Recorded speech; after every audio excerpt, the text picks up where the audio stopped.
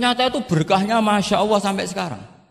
Beliau terus ngendikan, ra'aitu Rasulullah sallallahu alaihi wasallam yusolli hakadha aqidan tarafai izari ala atiqi. Andai kan itu enggak pernah dilakukan seorang sahabat yang bersaksi Rasulullah pernah melakukan itu, maka kita akan menganggap sholat jubahan resmi seperti itu menjadi syarat sah. Pakai hem seperti ini resmi menjadi syarat sah. Barokahnya itu diketahui, oh yang paling pokok itu satrul aurah, yaitu mabena surah warubah. Jadi tidak konsisten itu kadang penting untuk menjaga varian hukum. Loh, Nabi itu nggak pernah terawih. Andai kan Nabi terawih terus, maka akan dikira terawih itu wajib. Nah barokahnya nggak pernah terawih, itu kamu bisa nggak terawih kan gitu. Maksudnya ya boleh nggak terawih. Ya, kalau nanti pengurus mewajibkan, carikan takbir sulam taufik ijabu malam. Bisa masalah besar itu. Nggak ada. Ini cerita ilmu, nggak cerita perilaku. Nggak. Bismillahirrahmanirrahim. Allahumma sholli wa sallim ala sayyidina Muhammadin wa ala alihi washabihi ajmain. Amma ba'du. Semoga semua di sini dimaafkan Allah Ta'ala. Karena ganggu wong top. Top cara pangeran, angger mukmin ya top. Begini ya, jadi saya tahu banyak foto-fotonya Mbah Mun ketika sama Ki As'ad. Bapak saya kandung juga pernah di sini ketika muktamar 84 berapa keluarga termasuk Ki Ahmad Siddiq karena beliau juga turunan Lasem. Yang jelas kenangan kita dengan Ki As'ad itu banyak dari bapak, dari guru. Kemudian beliau juga ngaji di Stokiri. Saya juga dapat keluarga Stokiri, banyaklah hal-hal. Tapi yang saya pastikan memaklumatkan diri sebagai Ma'had Ali itu entah keangkuhan, entah jujur. Karena Ali itu maknanya kelas tinggi. Kelas tinggi itu bisa kelas tinggi ilmunya atau kelas tinggi ya macam-macam. Tapi saya beri contoh. Ini ya, Wahid kan masih kecil, tak panggil Wahid sesuai. Ini tak beri contoh. Ini kitab Minhajut Thalibin. Ini saya belajar tak takriri sampai seperti ini. Ini bisa dilihat. Hampir di semua kitab saya, kitab-kitab induk, entah itu fikih, entah ihya, entah hikam, itu pasti ada takrirannya. Karena tadi saya sudah komplain sama Pak Khairuddin. Keputusan fikih udah ada khilaf itu gak keren kata saya itu. Karena bawaannya fikih itu khilaf. Saya beri contoh ya. Di sini fikihnya kan diajarkan kan Fathul Wahab. Saya sedikit cerita tentang Fathul Wahab. Dulu indukan kitab fikih itu namanya Al-Um, ya kan? Dikarang katanya, dikarang oleh Imam Syafi'i. Sebenarnya enggak dikarang, diimlakkan.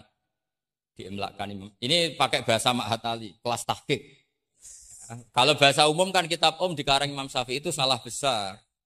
Karena di situ masih ditulis qala Imamunas Syafi'i. Yang benar itu amla alainas Syafi'i, diimlakkan oleh Imam Syafi'i, ditulis oleh beberapa muridnya. Yang paling masyhur kalau kitab itu Imam Muzani. Sebenarnya di situ ada Imam Buaiti, ada Imam Robi, tapi yang paling telaten itu Imam Muzani. Sehingga kitab itu dinisbatkan pada Imam Muzani. Di beberapa itu juga ada yang dengan tanda kutip ditinggalkan oleh Imam Muzani. Disebut Infiradul Muzani anis Syafi'i. Kemudian setelah jadi Mukhtasarul Muzani, ini saya tanpa menyiapkan materi loh, karena sebetulnya saya sudah minta Gus Azaim hanya ngisi di pengajian umum, karena sudah saya kapok ke sini. Kapoknya itu bukan karena mangkel, tapi nggak ada perkembangan. Jadi hafal Quran itu keharusan seorang faqih, baru hafal 4 aja diceritakan. Memang ini ngawur sekali itu sebetulnya. Memang normalnya seorang faqih memang hafal Quran. Enggak boleh hanya berapa? 4. Enggak meyakinkan. Nah, Mukhtasarul Muzani itu ada beberapa hal yang beliau beda dengan Imam Syafi'i. Kemudian disarai namanya kitab Nihayatul Matlab fi Dirayatil Madhab oleh Imam Haram. Saya punya kitabnya dan tak pelajari. Oh, ini maklumat. Bukan niat sombong, ini niat cerita fakta. Nihayatul Matlab fi Dirayatil Madhab. Kemudian Imam Haromen punya murid alim alamah yang saat itu belum suka tasawuf. namanya Imam Ghazali. Beliau akhirnya menulis Al-Basit, berhubung Ma'hatali sinau basit gak pati iso, mergo kegeden digenti Al-Wasit. Al-Wasit ya ora pati disinau ini digenti apa? Al-Wajiz. Alhamdulillah, kayaknya Pak Khairuddin juga gak punya. Punya kita Wajiz. Wahid punya? Wahid, Wajiz? Berapa halaman itu? Kitab Wajiz itu. Berapa halaman? Tebelnya aja kira-kira seberapa tebelnya? Ya, tebelnya seberapa? Kalau nggak tahu isinya, paling nggak tahu tebelnya. Harganya masih ingat. Kalau nggak tahu isinya, tahu harganya ya.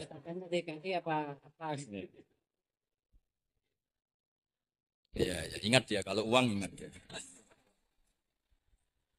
Jadi bawaannya orang nggak bakat soleh itu kalau uang itu ingat.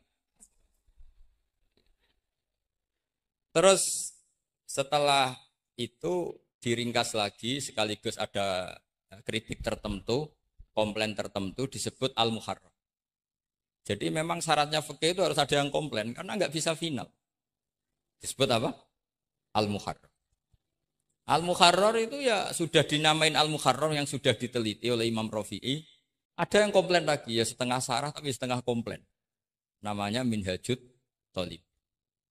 Minhajut Thalibin dikomplain lagi di era Syekh Zakaria Al-Ansori. Dari masdar dengan jamak mudzakkar salim diganti manhajut tullab. Ya maknanya sama, minhaj sama manhaj maknanya sama, thalibin jamak mudzakkar salim, tullab jamak taksir. Jadi asli ini yo cara Jawa mau akal-akalan tok, minhajut thalibin jadi manhajut. Kemudian manhajut tullab itu dikarang sangat ringkas. Sehingga yang baca itu tidak paham. Mu'alifnya akhirnya dengar-dengar kalau anak-anak Matahari itu tidak paham. Akhirnya terus manhajut tullab disarai sendiri oleh Syekh Zakaria Al-Ansori. Jadi Fathul paham. Loh alhamdulillah ya masih banyak yang nggak paham. Padahal sudah sarah. Harusnya sarah kan gampang. Ya tidak paham itu bagus kan. Kita ngaku tidak paham tawadhu. Daripada ngaku paham nggak paham, mendingan ngaku nggak paham kan. Kemungkinannya dua kalau ngaku nggak paham. Mungkin tawadhu, mungkin betul adanya.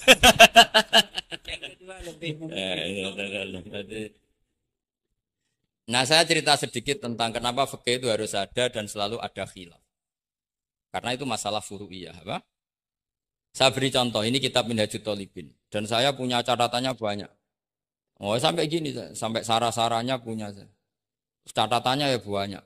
Saya bangun tidur saja bisa, saking seringnya belajar. Dan saya alhamdulillah tidak punya masalah ingatan. Jadi kadang banyak guru punya masalah apa? Ingatan. Tapi tidak perlu dianggap harus kemana gitu, ke rumah sakit apa, tidak perlu, nggak ingat. Misalnya sampai tak kasih tahu. Siapa paling pintar? Jagomu tak bedaan. Yang namanya sujud misalnya. Sujud itu apa coba? Secara lughat. Wat'ul jabhah alal ardi. Sehingga Imam Rafi'i berpikir sujud itu asal ada wat'ul jabhah alal ardi ya sah adanya. Dan beliau mengklaim, ini saksinya Pak Khairuddin ini, wasabe as-sujud wa aqalluhu mubasyaratu ba'di jabati musallahu. Ya. Beliau hanya mengatakan wala yajibu wat'u yadaihi wa rukbataihi wa qadamaihi fil azhar. Wala yajibu. Ini kalau enggak percaya, paham baca? Maksud tarahum bisa ya? Coba baca. Wala yajibu supaya wat'u yadaihi pakai nada Indonesia jangan nada negara sebelah coba. Wala yajibu waruk bataihi wa qadamaihi fil ard. Jadi menurut Imam Rafi'i ketika sujud itu tidak harus watul yad, tidak ada watul rukbah, tidak ada watul. Nah, karena secara lughat yang namanya sujud itu ya seperti itu, watul jab. Dan sujud itu sudah dikampanyakan sedemikian rupa bentuk apa ketertundukan tertinggi yaitu dengan watul jab. Artinya posisi kepala di bawah pantat. Tapi terus Minhajut Thalibin, padahal Imam Rafi'i ketika ngarang itu menyebut fil adhar dalam kitab Al-Muharrar. Terus kultu kata Imam Nawawi al-adhar wujubuhu. Ya masyhur kan karena Imam Nawawi berdasar riwayat umirtu an asjuda ala sabati al-zumin al-jabha wal yaden warubaten wal qadam. Saya baca lagi ya umirtu an asjuda ala sabati al-zumin apa al-jabha wal yaden warubaten wal qadamen. Nah, andekan Imam Rafi'i ketemu Imam Nawawi, kamu ikut kubu siapa? Nawawi kan? Nah, sekarang oke, berdasar riwayat dan praktek guru-guru kita semuanya seperti itu. Kalau sujud melibatkan 7, oke itu berdasar riwayat dan berdasar perilaku guru-guru kita. Oke, secara sanad kita tidak punya pilihan, pasti seperti itu. Ikut guru. Tapi kalau pertanyaannya dibalik, saya ulang, pertanyaannya dibalik. Min asbabir riddah itu adalah sujud lisonamin. Kira-kira kalau ada orang sujud hanya watul jabah lisonamin, sudah murtad apa belum? Murtad kan? Loh enggak, sudah murtad belum? Termasuk murtad kan sujud lisonamin atau li ghairillah. Kira-kira untuk murtad syaratnya melibatkan 7 anggota apa cukup watul jabah?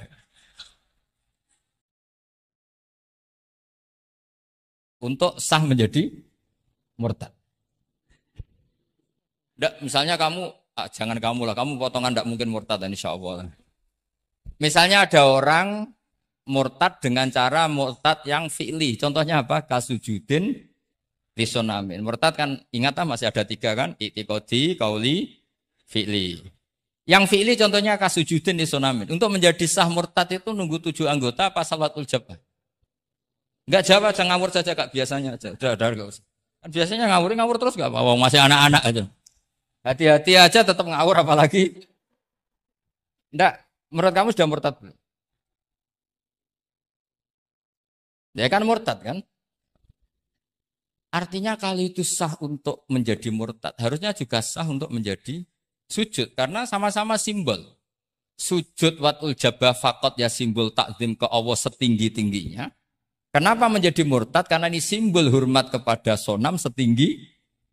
Sehingga Imam Rafi'i berpendapat sujud itu tidak harus melibatkan anggota sujud. Ya kira-kira gitu logi. Makanya tadi saya juga matur Mas Hasan. Piye kanyamu lah, guru keduren. Maca fikih ora ono khilaf iku fikih opo? Fikih ben seru itu harus ada khilaf. Ya ini sama yang baca supaya jadi seksi. Kalau menurut Imam Rafi'i enggak ya harus jadi wala yajibu. Enggak akan keliru. Tadi kan sudah tak baca. Wala yajibu wad'u yadayhi wa rukbatayhi wa qadamaihi fil adhhar. Qultu al-adhhar wujubuhu. Ya kan sama-sama bilang al-adhar. Imam Rafi'i bilang enggak wajib ya al-adhar. Imam Nawawi bilang wajib ya al-adhar. Kamu partai ditutup wallahu a'lam. Oh.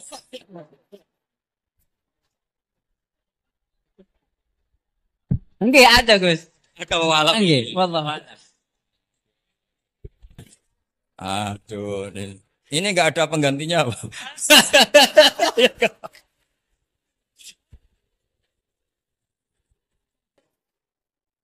Jadi fikih itu mau tidak mau harus khilaf karena sudut pandangnya seperti itu. Misalnya sopan itu baik. Misalnya saya di sini, kiai kamu saking sopannya itu dodok mulai sana itu bagus. Tapi nak kiaimu apa kepleset terus kue sopan. Sedang kiaimu kesemper lagi dok. Sehingga kita sebagai kiai itu mikir sopan itu bagus. Tapi kalau berlebihan kan tidak efektif kan. Cong aku pengen jedeng tuntun kayak kokono. Kalau sini tuh kan deprok terus melaku ke sini. Jadi makanya ya kita harus ngeritik juga. Sopan berlebihan juga akhirnya ada efektif. Cong sedang kiaimu tiba mati kayak lagi dok kan gitu kan. Nah, sekarang perempuan juga gitu. Mbak-mbak yang cantik tuh baik sopan apa baik tidak sopan? Baik tidak sopan. Karena kalau sopan sama Pak Wahid, ayo sopan. Mesti eling terus raiso tuh. Tapi nak rasopan, seneng aku, gaji ini Mahatali mau piro. Itu langsung lupa. Dan itu bagus karena melupakan Nah, lo betul ini kan katanya tadi siapa yang hafal Quran?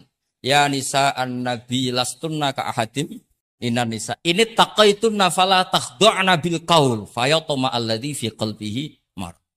Wahai orang-orang yang cantik, kalau ketemu lelaki itu jangan terlalu sopan. Fala takhdu'na bil qaul. Kalau ngomong jangan terlalu khudu. Karena bawaannya lelaki yang fi qalbihi maradun, khudu itu dianggap mau. Saya tadi ada Mbak Cantik sama Pak Khairuddin atau sama Pak Wahid sopan. Mohon kalau derek guru mawon, mesti pikirannya, oh maksudnya gelem tak wayo, mesti dia asal maksudnya derek itu menderek mata pelajaran. Tapi utek-utek begini itu kan, yang fikol dia apa? Marot, contoh saja loh. Tapi bisa fakta. Itu mesti pikirannya itu kemana-mana. Mohon kalau derek Pak Wahid mawon, ngomong wong ayu, nak sengela kan rati pikir.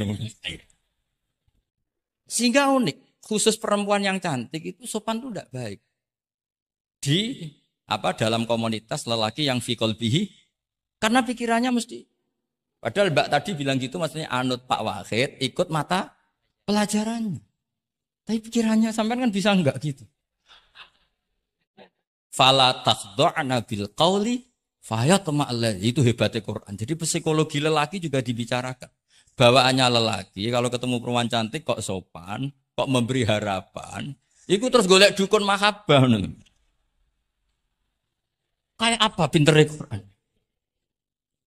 Nah ini sayangnya yang hafal baru 4. Padahal saya satu mobil saja tadi hafal berapa Gus? Pakai satu mobil. Karena pondok saya memang pondok tahfidz. Jadi yang derekno saya banyak yang hafid. Jadi satu kelas kalah dengan satu mobil. Supir saya hafal Quran, penderek saya hafal Quran, yang bawakan tas ya. Oh, kalah jauh itu. Kan kiai tidak hafal Quran. Iya, memang pondok saya pondok tahfidz karena memang pondok tahfidz. Jadi seperti itulah. Masa kamu menyarankan orang tidak sopan? Tidak mungkin kan. Masa kita ngajari santri-santri tidak sopan? Tidak mungkin. Tapi kalau kamu ajari sopan, khusus yang cantik, ketemu lelaki yang seperti itu, akibatnya fayat ma'alladzi fi qalbihi marad. Makanya di sarah-sarah atau di tafsir-tafsir sampai ada penjelasan wa yusannu lil mar'ati takhlidu sautiha. Perempuan disunatkan menebalkan suara untuk menghilangkan rasa apa? Syahwat lelaki tadi. Terus paling enggak misalnya enggak mau nebalkan ya judes. Misalnya ketemu Pak Wahid, Mbak apa yang di? Gak urusanmu. Oh itu mesti langsung lali. Tapi nak jawab, badhe napa ngersakno napa nggih kula tak derekno jenengan riyen. Wah bahaya. Padahal maksudnya derekno iku ya mata pelajaran, ndak ada hubungannya dengan mau dinikah. Ketemu ni naudzubillah lah kalau itu. Nah, itu fikih. Jadi fikih itu menginduk ke usul fikih. Tapi usul fikih sendiri itu kalau ndak ngerti fikih jadi itu jadi liar. Karena khayalnya lebih tinggi. Makanya banyak orang yang pengagum usul fikih itu jadi liberal karena terus terlalu banyak khayal. Maka pondok-pondok itu harus ada fikih dan ada usul.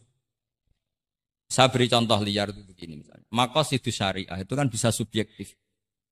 Sehingga Imam Syafi'i itu yang kritik man istahsana faqad syarra'a. Orang yang sering berpikir istihsan faqad syarra'a, maka dia mau berpikir bikin syariat tandingan. Misalnya gini, saya ini kiai yang suka tirakat. Karena dulu misalnya mondoknya itu suka tirakat. Terus santrinya diwajibkan puasa setahun atau diwajibkan enggak boleh makan nasi. Itu bikin syariat tandingan. Karena apa? Tahrimu malam yahrum. Mengharamkan sesuatu yang tidak haram. Atau mewajibkan ijabu malam yajib. Itu termasuk kriminal cara Sulam Taufik. Loh iya, bahkan Sulam Taufik mengebabkan itu di bab riddah. Saya ini sudah tak toleransi, temu tak tulis minal kabair. Kalau di Sulam Taufik dimasukkan bab riddah. Karena ijabu malam yajib berarti bikin syariat. Atau tahrimu malam yakhrum juga artinya bikin. Tidak tahu, guru di sini biasanya tahrimu malam yakhrum apa tahrimu malam yuharram. Umumnya bacanya apa? Bisa dua. Ya rodok maju berarti murid semuanya. Nah, tapi kamu tidak bisa menyalahkan kiai-kiai yang mengharuskan muridnya tirakat karena itu cara untuk kasrus syahwah misalnya, untuk memecah syahwat. Tapi tetap saja nggak boleh mewajibkan karena nanti ada syariat tandingan, nggak boleh. Syariat ini sudah sempurna, nggak boleh ada syariat baru.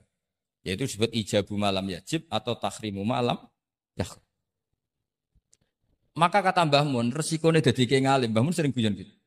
Aku kiai ngalim jadi ribet. Apa ngaramno rokok sing darani halal yo akeh. Di halal no cah cilik-cilik. Rokok. Jadi kiai itu kan lebih tunduk ke konstitusi ilmu. Ribet lah, ribet. Misalnya begini, sama tak bedai. Assalamualaikum ketika salam, itu yang wajib salam pertama apa salam kedua? Pertama. Itu wajib niat mufaroqah apa niat menghabisi sholat atau mengakhiri sholat apa enggak perlu niat? Nah, mesti ulama berdebat. Karena ketika Allahu Akbar bisa Allahu Akbar demo, bisa Allahu Akbar niat sholat.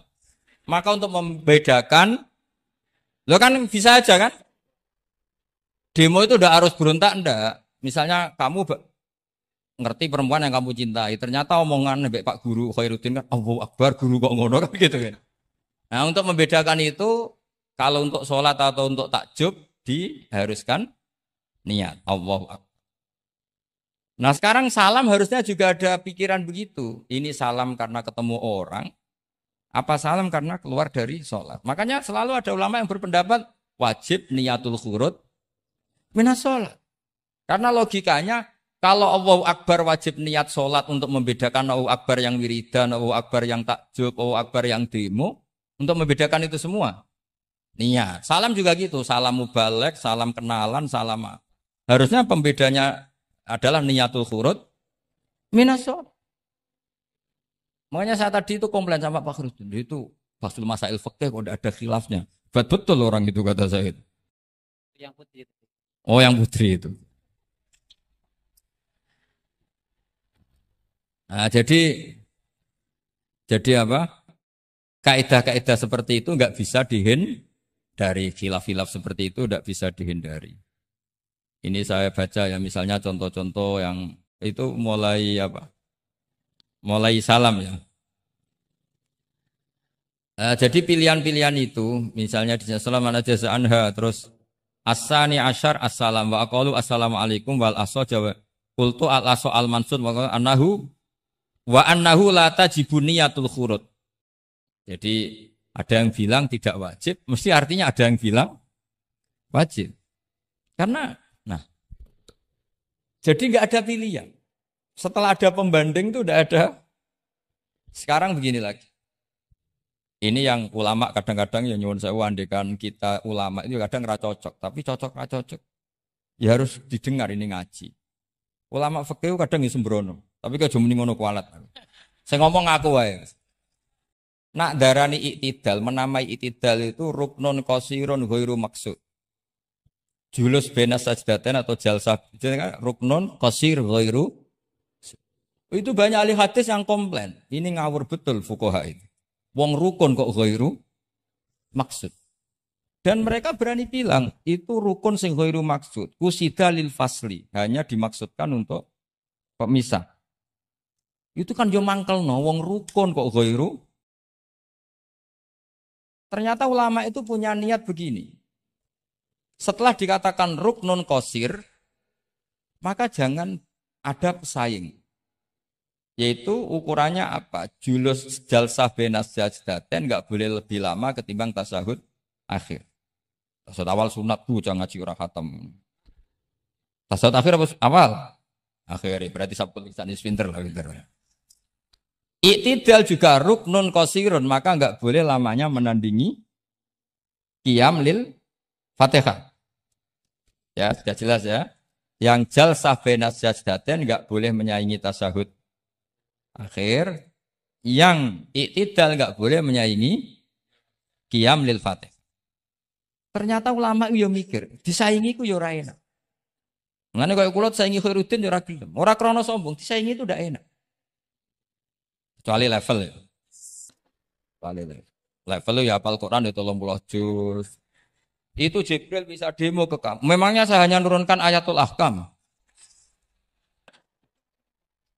Enak saja milik. Memangnya selain ayatul ahkam enggak menarik. Itu kalian semua pasti berhadapan dengan Jibril. Coba Jibril nurunkan semuanya apa hanya ayatul ahkam? Kalau saya ketemu kan aman.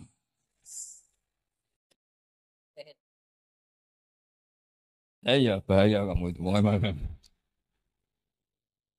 Nah, ketika wajib gak mau disaingin, ini ternyata menginduk ke mazhabnya Abu Bakar. Abu Bakar As-Siddiq. Di antara sifat Allah paling keren itu la syarikalah. Di mana-mana Zat yang top itu nggak mau saingan. Dan itu normal karena memang nggak ada yang setara dengan Allah. Suatu saat Abu Bakar itu pulang. Ini nanti saya cerita fikih banyak. Kamu pasti setelah ini tambah pinter, tak jamin. Bukan barokahnya saya lah, barokahnya Mbah Mun, barokahnya Mbah As'ad. Gitu. Tapi kena ras sombong yang termasuk barokahku lah gitu ya. Kamu tidak sombong. Tapi sombong juga gak apa-apa. Terus biasa salah. Orang salah sombong salah liane. Abu Bakar pulang. Di situ itu istrinya menyediakan beberapa makanan untuk sahur. Itu marah besar. Apa kamu mau menandingi Ramadan sehingga puasa sunat aja persiapannya seperti ini? Bahkan sebagian riwayat itu beliau memukuli kidrun. Jadi itunya ada yang dirusak lah kira-kira. Ini dengerin betul. Nanti akibatnya di fikih.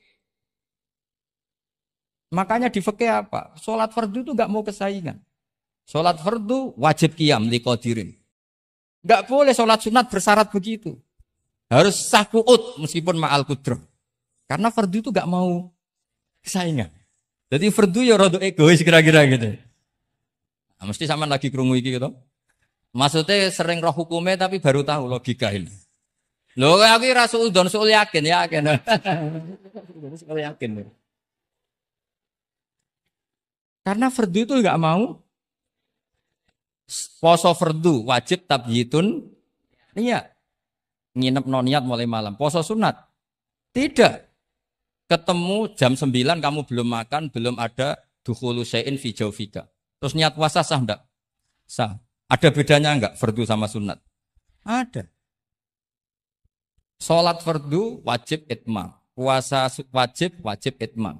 Puasa sunat amiru nafsi. Wah, puasa sunat bojo lagi apian bisa kamu batalkan. Tapi nak puasa fardu, oh sanksinya berat. Itku rokok batin sampai ya, siamu sehari ini apa? Mutatabi'an. Terakhir itamu sitina. Tapi kalau puasa sunat, amiru nafsi. Kamu terus monggo, enggak terus. Intinya fardu itu enggak mau disaingin. Berarti itu fardu egois kata saya. Nah, Abu Bakar sampai begitu. Ono wong kok sunat kok sampai nyiapno buka, nyiapno sahur itu marah. Bahkan marahnya enggak sekedar di hukumnya, di perlakuannya. Kamu itu memperlakukan puasa sunat aja kok kayak memperlakukan fardu. Hanya di menunya, di persiapannya. Dan ternyata Imam Syafi'i benar, ternyata di hukumnya juga harus beda. Misalnya tadi, qiyamul qadir fil fardi wajib qiyam. Tapi kalau sholat sunat, boleh qu'ud walau ma'akul qudrah alal qiyam. Jadi ini ulama. Ini perpaduan usul fikih dan fikih. Jadi fardu itu ya agak angkuh lah kira-kira gitu. Angkuh itu kalau baik namanya izzatun nafs. Memang harus beda. Nah di sini. Nah di bab zakat juga sama. Ukuran wajib itu apa? Akhdhal imamu qahron atau la yuqta'u yadu sariki. Dan kita tambah pinter. Tetap goblok ya orang bopong zaman akhir. Tapi kita tak pinter no sidik. Ketika seseorang diputuskan wajib zakat, kok tidak mau zakat? Efek hukumnya apa? Akhdhal imamu qahron. Imam boleh ngambil paksa. Atau kalau mustahik itu nyuri dengan kadar yang memang jatahnya la tuqta'u yadu. Mergo ana syubhatul milki. Jadi, paham ya? Jadi sampean misalnya fakir, tanggane Pak Khalidin gak gelem zakat, nyolong jatah. Andaikan dia lomo mustahik kamu itu dapat sekian. Itu enggak boleh dipotong tangannya karena kamu ngambil jatah. Jadi sekali diputuskan wajib itu punya akibat akhdhal imamu qahron atau la tuqta'u yadu sari. Jadi itu fikih. Jadi fikih itu konsisten. Nah, sekarang yang dikatakan fikih itu ainut ta'ah apa shawab, apa hak. Nah, itu yang ulama berdebat. Sekarang misalnya sampean tak bedheki begini. Sing darani salat sing sah iku madhep kiblat. Betul kan? Ya, betul. Masih ingat ya? Sekarang madhep kiblat itu menjadi baik karena nurut Allah apa karena madhep kiblat? Karena nurut Allah. Sehingga semangat fikih itu semangat taat ning Allah. Falau sholla arba'a raka'atin bi arba'i jihadin itu enggak perlu i'adah. Karena ketika aku istihad sana itu kiblat, rakaat kedua rubah ke sana, rakaat ketiga rubah. Allah ngitungnya, saya iku capek, oleh kepen roh kiblat tenanan, nganti spekulasi ping 4. Artinya apa? Karena kadang Allah itu butuh taatnya apa butuh kasile? Butuh taat. Nah, ini yang paling angel. Tapi di dalam banyak hal kaidah fikih itu al-ibrah bima fi nafsil amri. Kadang bima fi dzonil mukallaf wa bima fi nafsil amri. Kadang mu al-ibrah bima fi dzonil mukallaf la bima fi nafsil amri. Jadi selalu fikih itu khilaf. Fikih yang furu'iyah maksudnya, yang furu'iyah. Ini kadang-kadang rada angel. Nah, sekarang misalnya seperti itu. Ijtihad tadi. Ijtihad itu apa coba? Ya tadi, ketika Anda sholat madhab sana, terus taghayyara ijtihaduka dan memutuskan kiblat ke sana, kamu harus nuruti ijtihad kamu apa enggak? Harus nuruti kan? Karena kalau kamu teruskan di rakaat kedua madhab sana, berarti kamu ibadah dengan cara yang kamu yakini salah. Maka harus rubah. Akhirnya ada kaidah al-ijtihad la yunqadu ijtihad. Kok ijo? Yo pinter iso nerusno. Nah, ternyata itu sudut pandang kalau dengan kaidah itu sehingga lau sholla arba raka'atin bi arba'i jihatin sohat sholatu.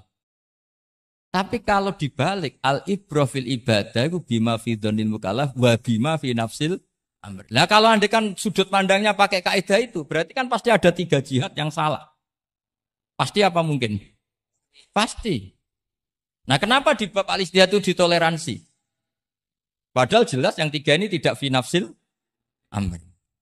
Lagi-lagi tidak semua ulama cara pandang sama. Yang satu pakai kaidah ini, yang satu pakai kaidah. Makanya saya sering mencontohkan berkali-kali. Kalau kamu ingin suan saya enggak apa-apa, tetap baik. Karena kemungkinan seneng kiai ya 2. Dulu saya sering bercerita. Ada tabiin tanya sama sahabat, bagaimana wajah Rasulullah SAW. Tabiin ini nangis. Wallahi saya ini saking hormatnya, saking haibahnya Rasulullah, saking hormat saya tidak pernah berani melihat wajah beliau. Saya sowan juga agak berani karena takut ganggu. Jadi cara seneng kiai itu ya kadang nggak perlu sowan. Karena bawaannya itu ganggu. Loh misalnya saya ketemu anak istri saya kan asik, terus ketemu Wahid kan ya pusing. Jadi Allahu Akbar. Provokator ini. Jadi justru saking takdimnya Rasulullah, pilihannya itu tidak sowan karena takut ganggu Rasul. Ada sahabat yang pilihannya sowan. Wong jenenge seneng ya sowan. Tapi kalau dibalik, jenenge seneng ya aja ganggu, ayo milih ndi. Ini 2 mazhab yang sama-sama kuat. Jenenge seneng ya sowan, jenenge seneng ya aja ganggu. Ayo milih mana? Ada 2 pendapat.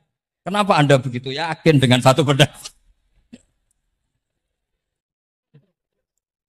Di furu'iyah, saya ulang lagi di furu'iyah.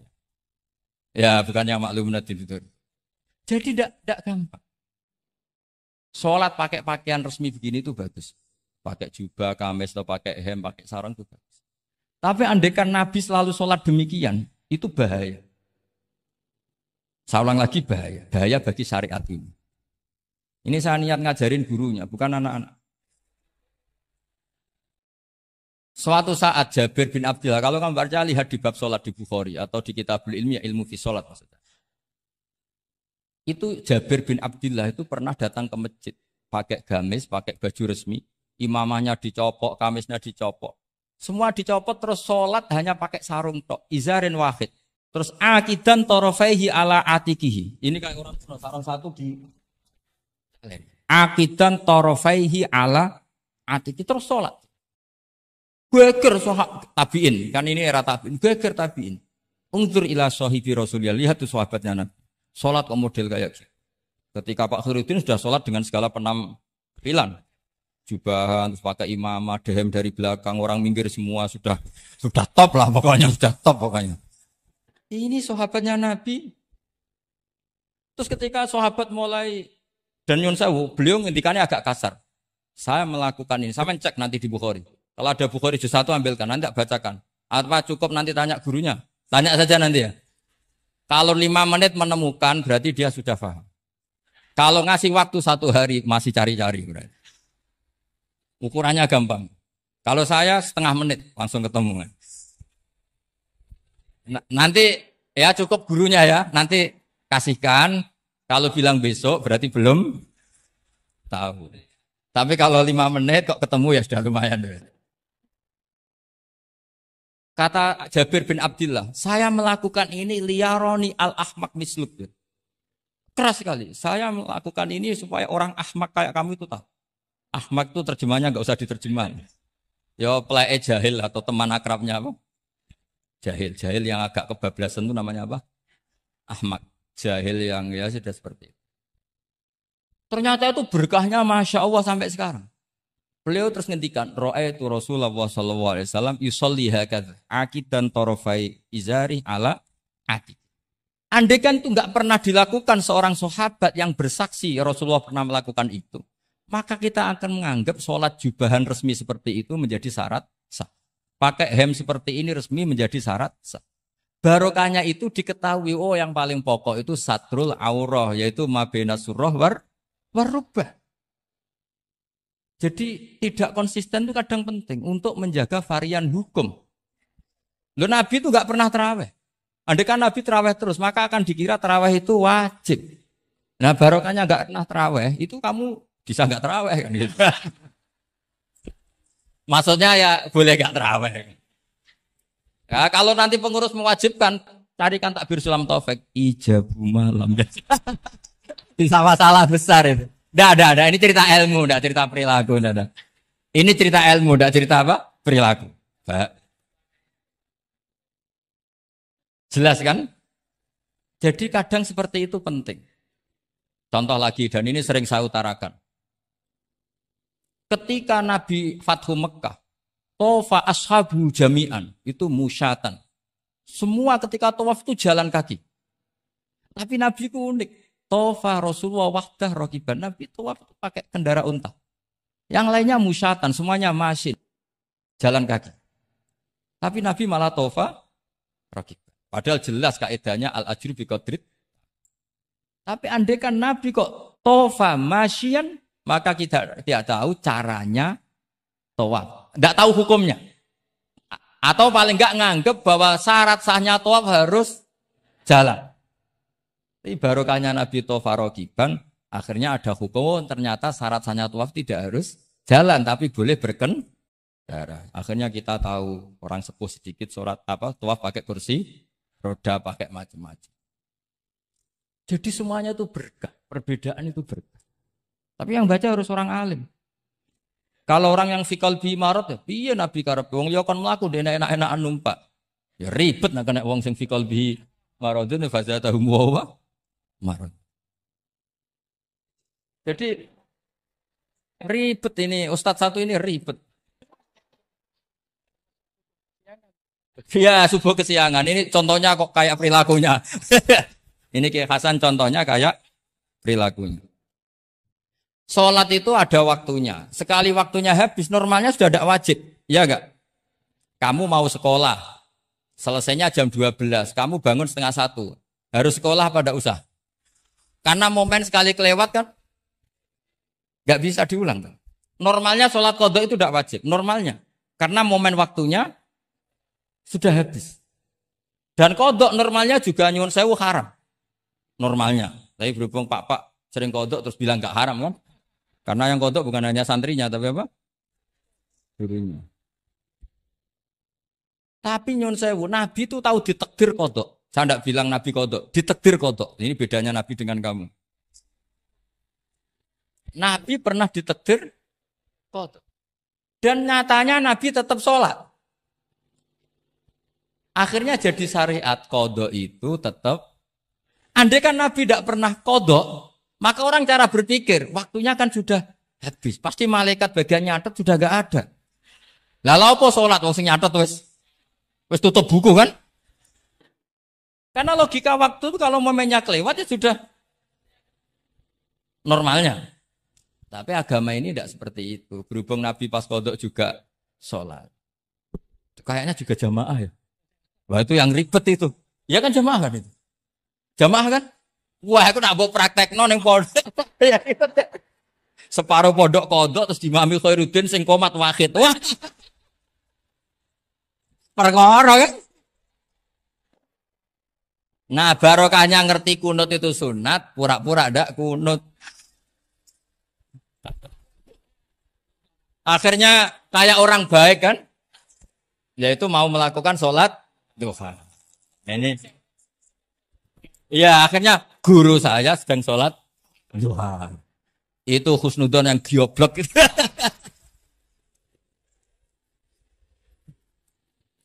Jadi, lah itulah yang jadi analisis usul fikih. Jadi semuanya itu ada analisis. Saya ulang lagi, semuanya itu ada. Yang jelas tuh di antara pantangan Islam tuh ijabu malam yajib dan tahrimu malam yahrum. Karena manis tahsana faqad syarra'a. Dan Allah tuh gak suka ada syariat tandingan tuh gak suka. Karena bahaya kalau semua orang istihsan, bahaya. Saya pernah ini cerita nyata. Ada pengurus yayasan yatim piatu yang sehat. Saya ulang lagi yang sehat. Sehat yayasannya, sehat apa keuangannya, sehat perilaku. Datang ke saya minta doa, minta nasihat. Normalnya kan saya puji, tapi saya dingin saja. Saya bilang yayasan yatim piatu itu bagus, tapi lebih bagus lagi kalau dibiarkan. Karena anak-anak yatim ini kan milik keluarga. Setelah bapaknya mati, biasanya mbahnya ngerawat, Pak D, Pak Leknya rawat. Nah, dengan kamu ambil ke yayasan itu, dia tercerabut dari keluarga. Satu, Anda jangan merasa perilaku Anda atau solusi Anda atau amal Anda lebih baik. Bisa saja kalau di keluarga lebih. Tak beri contoh, anak yatim di kampung saya ini gendut-gendut. Karena dulu Pak D, Pak Leknya, mbahnya tidak pati sayang, barokah yatim sayangnya berlipat. Terus kedua, barokahnya di rumah makannya bebas. Kalau di yayasan kan harus pakai jam. Mana seneng cacilik makan di jam. Jadi biar, ya nah ini lagi-lagi khilaf.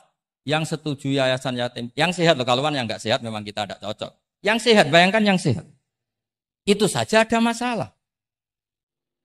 Karena tadi anak ini kan bagus, makanya Mbah Mun pernah dawuh. Yo yayasan yatim piatu itu ya apik, tapi gak oleh bocah tercerabut songko keluar. Nah, ini kalau kita mentasrek itu semua anak diambil terus gak tahu Pak D-nya siapa, mbahnya. Meskipun ditulis, tapi kan nggak semudah itu. Ingat kalau hanya sekedar catatan dokumen kan. Tapi kalau dibiarkan di keluarga ngundang Pak D, Pak Le, Mbah dan sebagainya. Jadi nggak bisa misalnya aku bahas masalah gimana hukumnya mendirikan yayasan yatim piatu. Kamu bilang sunat mutlak, nggak bisa. Karena di sini ada unsur tadi. Kak sampean mondok ini sunat apa enggak, Pak mondok? Ya bisa wajib, bisa sunat, bisa haram. Karena yang haram misalnya gini, kamu di kampung kamu itu andalan, tidak ada orang baik kayak kamu, tidak ada yang bisa ngaji kecuali kamu. Enak-enakan mulang ning pondok, mergo keren timbang mulang ning kampung, mau wong telu. Makanya Mbah Mun kalau guyon sama saya masih ingat betul lagi. Jadi kiai yo latihan ya. Aku tahu keliru kata Mbah. Tak pikir keliru apa? Anak perainan ditanya Mbah Mun, "Cung perainan kok ning pondok?" Mbah Mun sempat husnudzon kayak kita sregep, wong perainan kok ndak pulang. Ternyata, "Lho perainan kok ning pondok, Cung? Kok sregep temen?" Mboten Mbah, nate ngomah kan ngarit. Ternyata. Jadi husnudzon itu kadang itu. Semenjak itu Mbah Mun kalau ada perinan Cung mulai Cung ben kenal wong tuamu. Jadi malah dibalik. Iya kan kalau kelamaan ke pondok kan enggak roh asal usul orang tua sehingga enggak punya empati, enggak punya kasihan kan. Orang tuanya berjibaku ngarit apalah kerja-kerja apa. Lah ya, artinya terus kamu enggak bisa. Semua santri yang perinan tidak pulang berarti santri baik. Sebetulnya tidak mesti juga. Santri takut ngarit kan gitu. Ini namanya sudut pandang gitu. Jadi masalah-masalah furu'iyah itu tidak bisa tidak seperti itu. Nah, sehingga kita tahu di kitab Mahali atau di kitab beberapa kitab fikih mesti kaul awal, kaul sani, kaul salis dan sebagainya. Karena ini masalah sudut pandang. Wali nikah misalnya. Wali nikah itu kalau fasik sah apa enggak? Wali mujbir. Ada ulama yang mengatakan kalau wali mujbir fasik tetap sah. Jadi wali likamali syafaqatih. Karena seorang wali ini pasti sangat sayang. Meskipun fasik dia orientasi tentang anaknya tetap bagus. Ada yang bilang enggak. Kalau fasik harus dicap. cabut hak walinya. Di mana-mana orang fasik sudah error. Jangan-jangan karena dia pemabuk atau karena dia tukang judi, pikirannya dapat menantu yang kaya meskipun tukang judi. Bahaya ini kalau diberi hak wilayah atau hak wali. Makanya ulama mengatakan sekali fasik dicabut. Nah, ya yang satu memandang umumnya orang tua meskipun fasik tetap likamalis. Tapi kata siapa di sosial itu mesti semua orang begitu apa tidak mesti? Tidak mesti. Makanya kalau saya mengatakan cabut saja. Li'annahu la yu'manu ayadu'aha inda fasikin misli. Karena siapa yang bisa menjamin kalau dia tidak mengawinkan putrinya dengan orang fasik yang sejenis. Orang fasik pasti komunitasnya juga fasik. Dan dia nganggap orang fasik itu tidak problem, dia sendiri fasik. Wes dia untuk iki capek, jebule capek sing tau ngutangi ning nggon judi. Karena dia punya ukuran apik versinya dia. Lagi-lagi fikih kok mujma'alah mau piye. Yo. Yang furu'iyah maksud saya yang furu'iyah. Iki pinter toh cukup ya. Jam 45 menit. Mohon ngoten mawon. Assalamualaikum warahmatullahi wabarakatuh.